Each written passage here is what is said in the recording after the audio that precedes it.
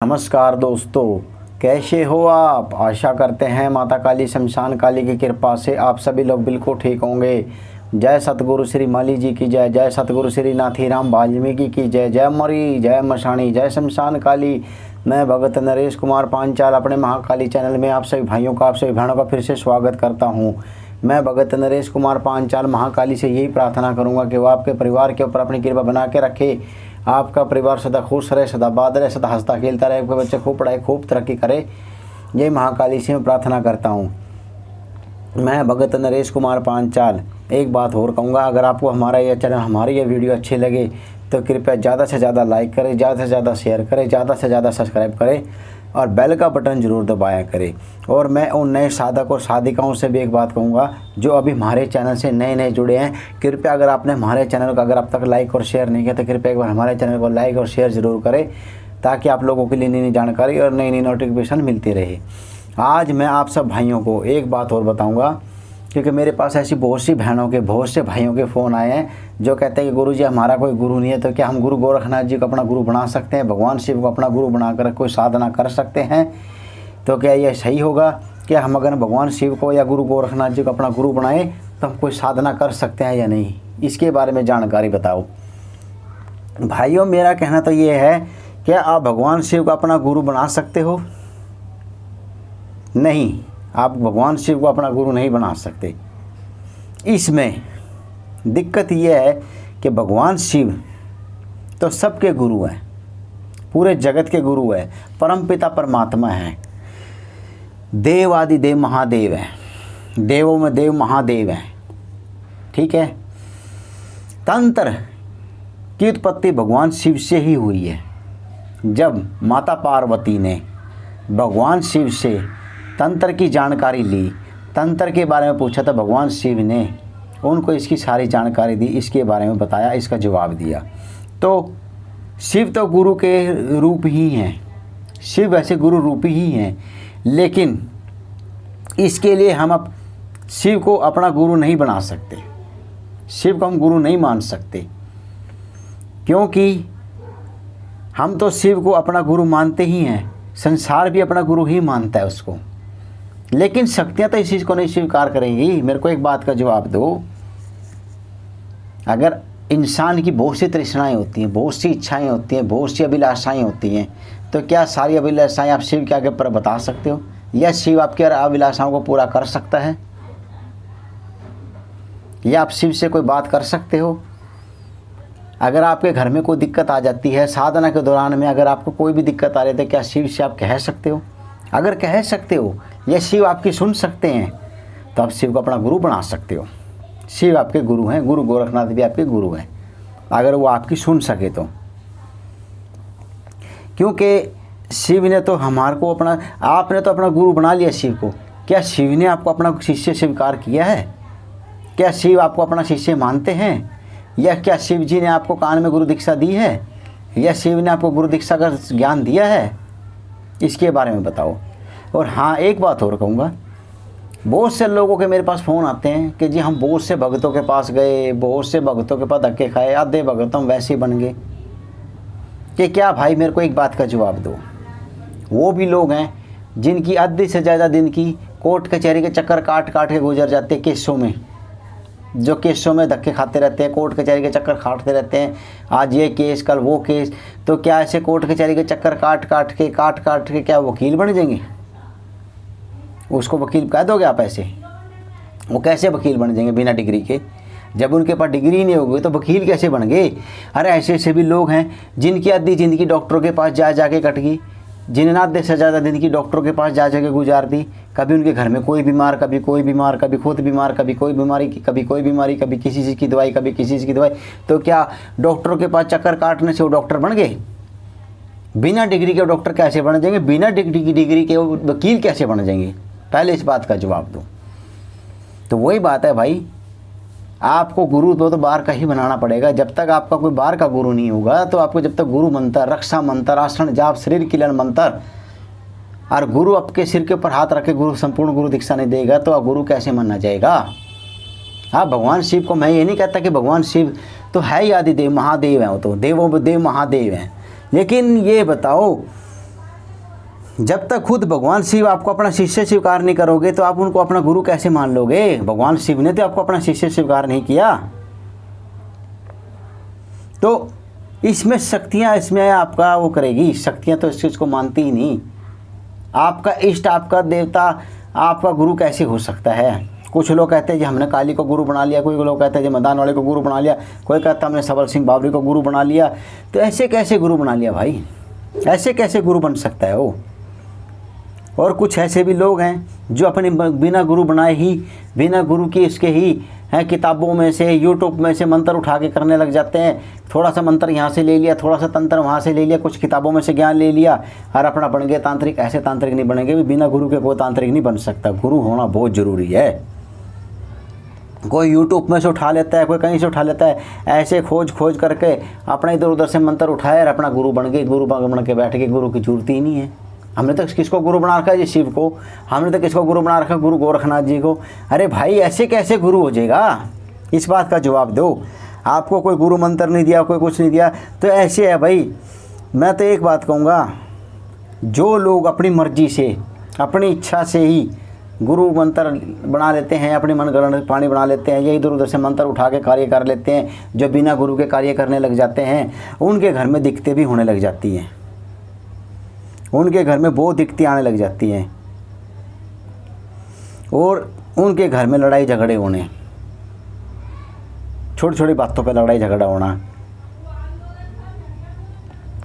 और पैसे की हानि का होना, व्यापार में, कारोबार में हानि होना, घर में आ रही बीमारी का होना, किसी न किसी बात पे छोटी छोटी दिक्कतें खड़ी होनी। ये कारण भी तो यही होते हैं कि जो लोग बिना गुरु के कोई साधना करने बैठ जाते हैं, बिना गुरु के कुछ ना कुछ कार्य करने लग जाते हैं, तो उनके घर में दिक्कतें तो होएगी भाई।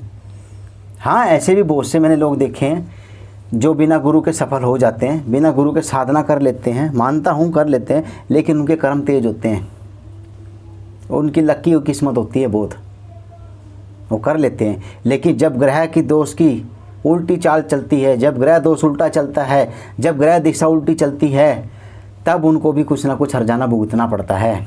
क्योंकि बिना गुरु के कभी कोई सफलता नहीं मिलती, बिना गुरु के कभी कामयाबी नहीं मिलती, बिना गुरु के ना तो कभी कामयाबी मिली और ना कभी मिलेगी।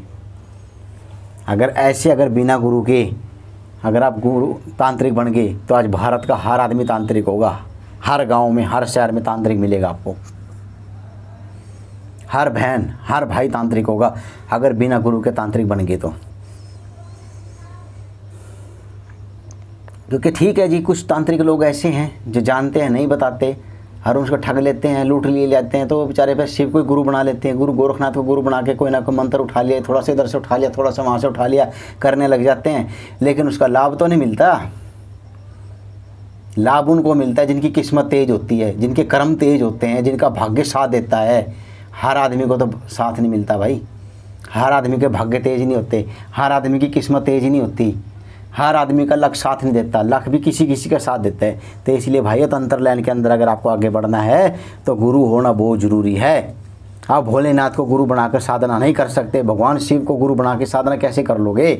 अगर भगवान शिव आपको उसकी सारी प्रेरणा दे रहे हैं, भगवान शिव अगर आपकी इच्छाएं पूरी कर रहे हैं, भगवान शिव आपको उसका ज्ञान दे रहे हैं, तो आप कर सकते हो। गुरु गोरखनाथ जी आपका साथ दे रहे हैं तो कर सकते हो, कोई दिक्कत नहीं है।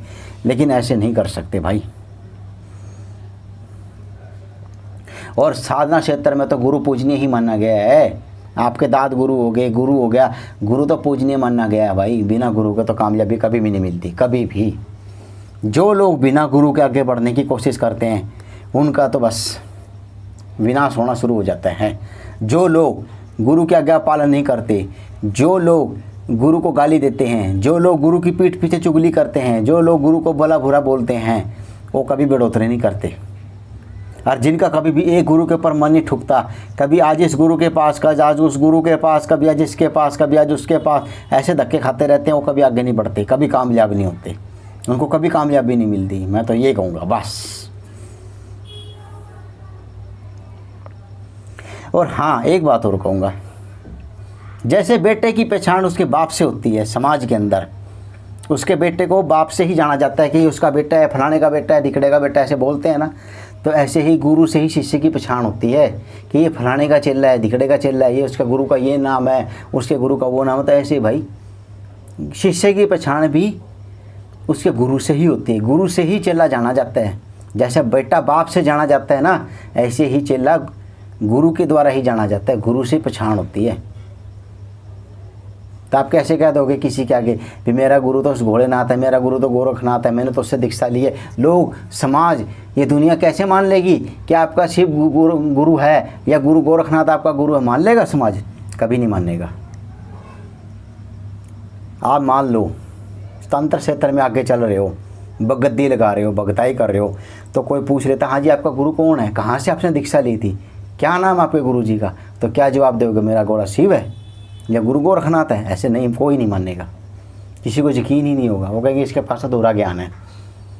तो वही बात है भाई, जहाँ भी कहीं तंत्र का लाइन में चलते हैं, कुछ भी कार्य करते हैं, तो वहाँ गुरु का ही नाम आता है ना। गुरु की पूछ होती है ना सबसे पहले कि आपका गुरु कौन है जी, किस लाइन का आपका गुरु है, किस गुरु से आपने दीक्षा ली है, किस तरीके से दीक्षा ली है, किस तरह से दीक्षित हो, नाथ पंथ से हो, अंगोर पंथ से हो, या किस लाइन से हो, ये पूछते हैं ना। तो वो यही कारण होता है भाई, गुरु जरूरी होता है। गुरु के बिना कुछ भी प्राप्त नहीं होता। गुरु विद्या प्रदान करता है, गुरु दीक्षा देता है, गुरु का आशीर्वाद बहुत जरूरी है। हाँ, बिना गुरु के तो ये है भाई, बिना गुरु के आप साधारण पूजा पाठ कर सकते हो, भक्ति कर सकते हो, राम नाम का जाप कर सकते हो, हनुमान चालीसा का पाठ करते हो, ओम नमो भगवते वासुदेवाय का पाठ कर सकते हो, या गायत्री का जाप कर सकते हो, राम जी की भक्ति कर सकते हो, ये तो चल जाएगा। लेकिन तंत्र क्षेत्र में नहीं चलेगा। तंत्र क्षेत्र में देखो जी, अगर आपको तांत्रिक बनना है, तंत्र लाइन में जाना है, तो आपका तांत्रिक ही गुरु होना चाहिए। ये ना हो कि तांत्रिक बनने की इच्छा कर रहे हो, गुरु आपका किसी और लाइन का है, गुरु आपने बना लिया किसी ब्राह्मण को या किसी वैसे साधारण आदमी को। साधारण आदमी कैसे कुछ चल जाएगा तंत्र लाइन में? तंत्र लाइन में अगर महाकाली की सिद्धि करना चाहते हो, भैरवनाथ जी की सिद्धि करना चाहते हो, या मान लो किसी बड़ी शक्ति की सिद्धि करना चाहते हो, तो उसके लिए तंत्र ही गुरु चाहिए, तंत्र लाइन का गुरु होना चाहिए। ये ना सोचो कि भाई गुरु तो आपने बना लिया कोई वैसा लल्लू पंजू छोटा मोटा गुरु बना लिया और तंत्र लाइन में चल दे। जिसको तंत्र का बिल्कुल भी ज्ञान ना हो वो गुरु नहीं चलेगा। जिसने तंत्र लाइन का बिल्कुल भी ज्ञान ना हो वो गुरु कैसे चलेगा? तंत्र लाइन का पूरा ज्ञान होना बहुत ज़रूरी है। जिसको तंत्र लाइन का बिल्कुल भी ज्ञान नहीं हो, गुरु आपका मानना ही नहीं जाएगा और गुरु की मान्यता ही नहीं है। तो भाइयों, साधना करने के लिए तांत्रिक गुरु होना बहुत ज़रूरी है। साधना तभी सफल होएगी जब आपका तांत्रिक गुरु होगा, तंत्र लाइन का पूरा ज्ञान होगा, जिसके पास सिद्धियाँ होगी, जिसको शमशान सिद्ध होगा, जिसको शमशान का भेद होगा, जिस पर शमशान की सारी क्रियाएं होगी, वो ही गुरु माना जाएगा तंत्र का। यानी ऐसे आप गुरु किसी को भी बना लो, ऐसे कोई फायदा नहीं। जिसने तंत्र का ही ज्ञान नहीं है, जिसको तंत्र के बारे में काखा का नहीं पता, वो आपका गुरु कैसे बन जाएगा? पहले इस बात का जवाब दो। तो वही है भाई, मैं तो एक बात कहूँगा, भगवान शिव एक आदि देव महादेव है। मैं तो ये कहूँगा सबसे बड़े देव हैं वो, देवों को देव महादेव हैं। तो भगवान शिव को आप गुरु कैसे बना सकते हो? भगवान शिव को वैसे अपना इष्ट बनाकर, वैसे आप उनको गुरु मानकर एक साधारण भक्ति तो कर सकते हो। राम नाम का जाप कर सकते हो, ओम नमः शिवाय का जाप कर सकते हो, गायत्री का पाठ कर सकते हो, गीता का जाप कर सकते हो, हनुमान चालीसा का पाठ कर सकते हो, वो तो चल जाएगा। लेकिन तंत्र क्षेत्र में नहीं चलेगा, क्योंकि तंत्र क्षेत्र की लाइन बहुत कठिन है, बहुत कठिन कार्य है ये। तांत्रिक बनना आसान नहीं है भाई, तांत्रिक लाइन में चलना बहुत कठिन काम है। इसमें इल्ज़ाम भी लगते हैं, इसमें उंगलियां भी उठती हैं। लोग आपको पता नहीं क्या क्या कहेंगे, क्या क्या बोलेंगे आपके बारे में। तंत्र करता है, उल्टे काम करता है, सीधे काम नहीं करता, ये तांत्रिक है, ये शमशानों में जाता है। लोग लालसन लगाते रहते हैं उल्टे सीधे। लोग आपको चोर भी बोल लेंगे, ठग भी बोल लेंगे, डकैत भी बोल लेंगे। मैं काम करने की वजह से सारा चोर डकैत बन गया, ठग बन गया, तांत्रिक बन गया, ये भी बोल लेंगे। तो सब कुछ सुनना पड़ता है, सब कुछ सहन करना पड़ता है। तंत्र बनना इतना आसान नहीं है। तांत्रिक बनने के लिए बड़ी बड़ी कुर्बानियाँ देनी पड़ती है भाई।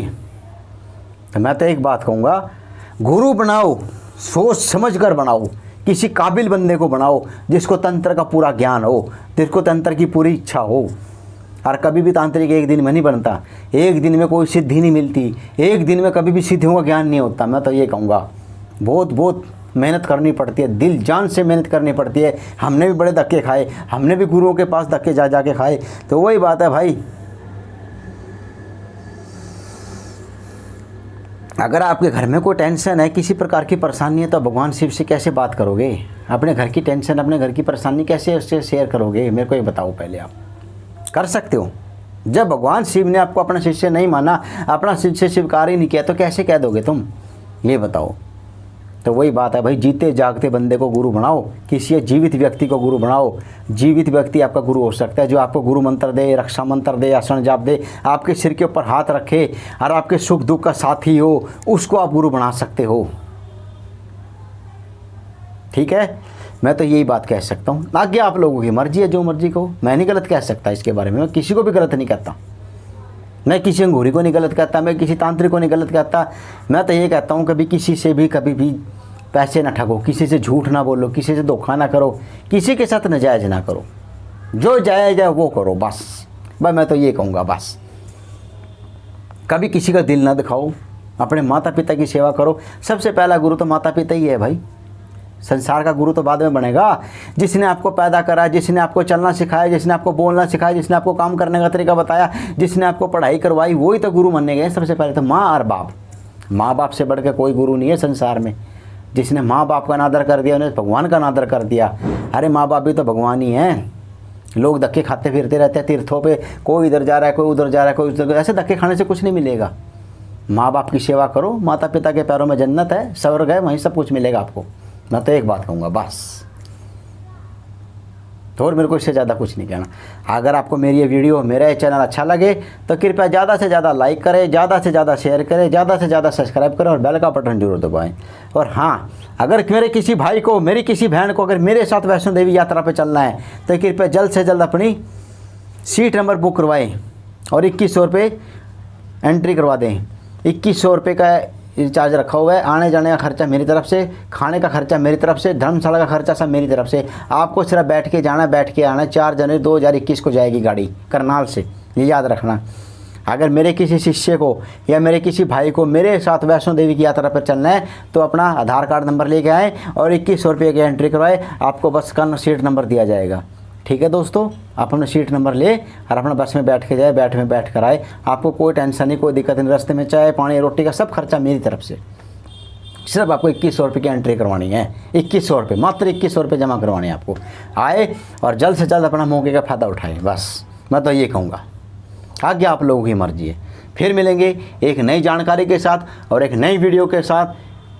मेरे साथ ऐसे ही बने रहे। मेरे साथ जुड़ने के लिए, अगर मेरे साथ जुड़ना है या मेरे साथ संपर्क करना है तो मेरे नीचे टाइटल पे जो नंबर दिए हैं 9992644598 065 81 655, इन नंबरों पर संपर्क करें। ठीक है दोस्तों, धन्यवाद।